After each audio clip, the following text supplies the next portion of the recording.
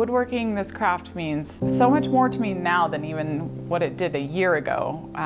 You know, I initially kind of looked at it as a way to make money in a way that I was going to be happy doing it, but it has become more. There are projects that you get into that flow state with, and I just have my headphones on and I'm listening to my music, and it's like soul work for me. Everything's coming together, and it's such a good feeling.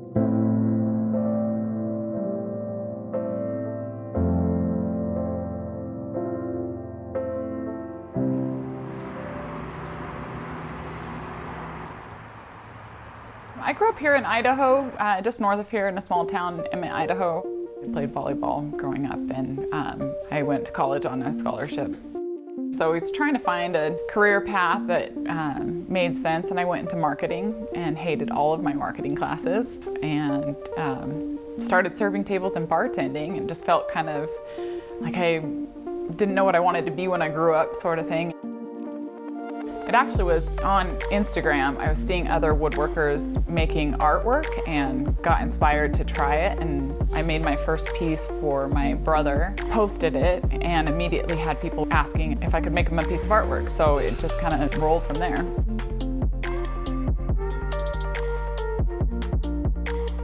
I worked a lot with geometric patterns, which I love to do, but I've also done a lot of landscape.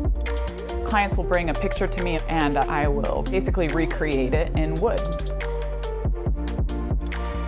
The most challenging part is probably the initial designing of it, trying to figure out exactly how I'm going to put the picture together in a way that demonstrates perspective the way that I want it. I'd say that I have a mild case of perfectionism. Details that probably some other people would never even see still matter to me.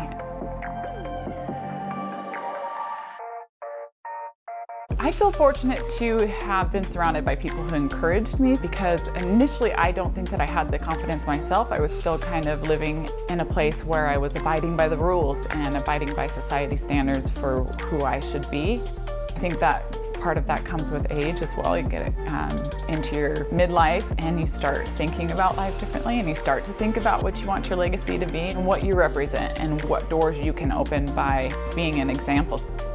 It's really important to me to inspire younger girls and women of all ages, really, to pursue whatever you're interested in.